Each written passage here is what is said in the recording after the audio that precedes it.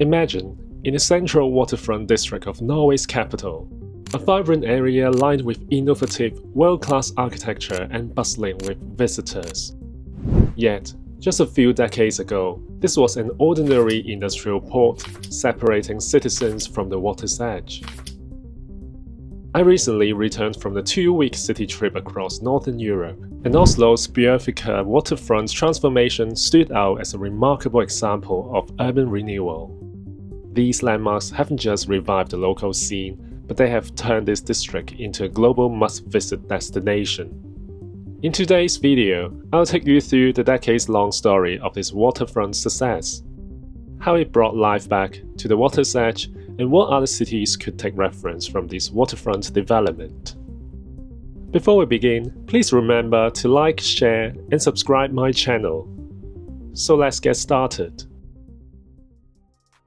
Bjørvika has long been a vital port for Oslo and all of Norway. Yet, it was largely segregated from the rest of the city, making the waterfront inaccessible to most Oslo residents.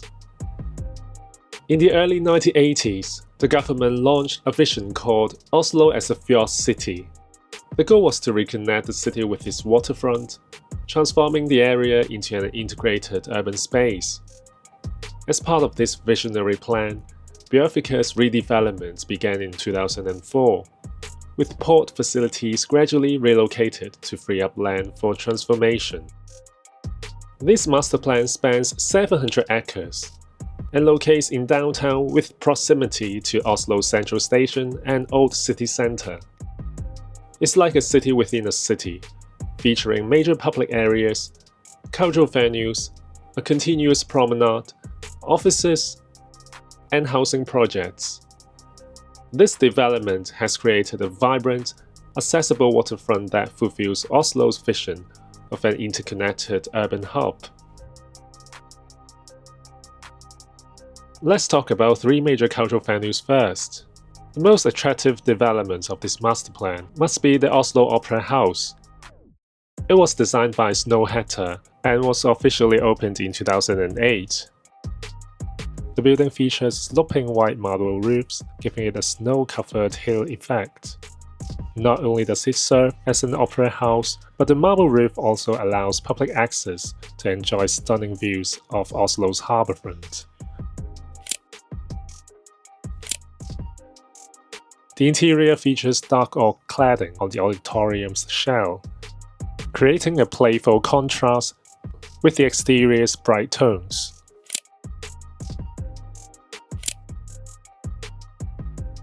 The Oslo Public Library is located next to the Opera House. It's the largest library in Norway. You can see the facade design features glazing panel with GRP insulation, alternating with narrow glass panels, limiting the daylight from the facade. In contrast, most of the natural daylights come from the interior light shafts, creating a diffuse, indirect, but cinematic lighting effect. The building's design includes a cantilevered upper volume, extending 80 meters from the plaza, offering great views of the Opera House and harbour front.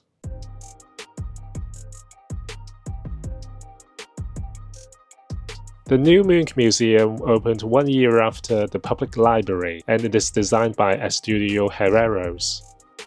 It features permanent exhibits of artwork by Edvard Munch, including the most famous painting, The Scream. The exterior is cladded in recycled, perforated aluminium panels with wavy surface that interacts with lights and shadows.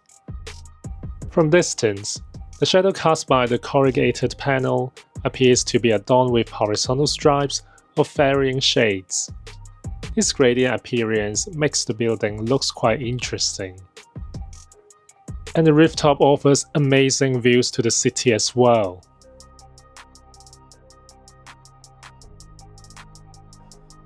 Apart from the major cultural venues, the master plan also includes 7 major public areas, which serve as a nodal area for gatherings and events, and each has its own unique characteristics. For example, the public space next to the Opera House is Bjørvika's largest urban area, a multifunctional hub for cultural events. Other areas are more recreationally focused, with playground and steps along the waterfront, and even sea bath area, artificial beach, and a floating sauna boat. These public spaces are linked by a continuous harbourfront promenade spanning the entire Bjørvika area.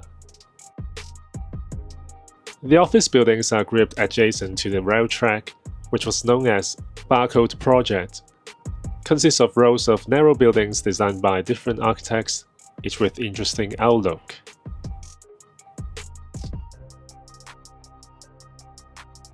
There are also residential developments along the waterfront, each with only few floors in height. The design of some housing projects emphasizes a close relationship with the water through wooden decks and inland waterways, creating the feel within an archipelago.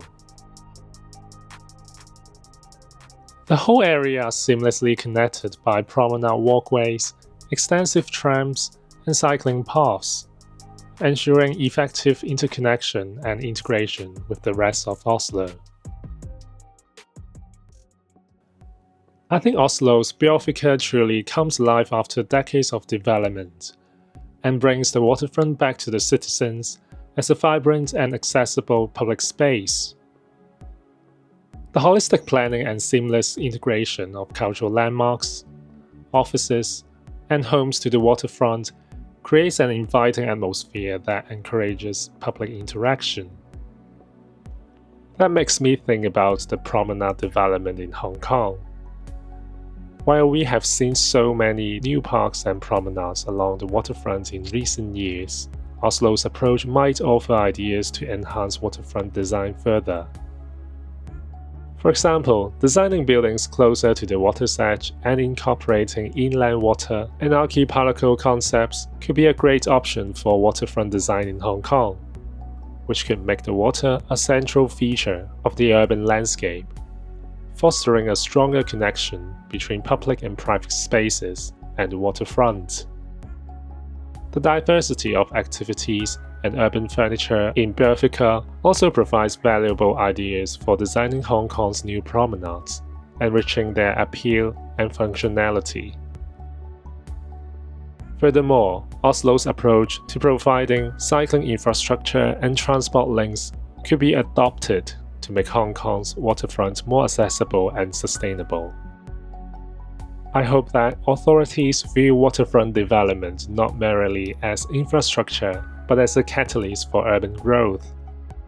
Let's transform our waterfronts into dynamic spaces that connect communities and enhance city life for generations to come. What do you think about the waterfront development in Oslo's Bjørvika area? And what kind of design elements could be adopted to other cities? Comment down below and don't forget to like, share, and subscribe. See you in the next one.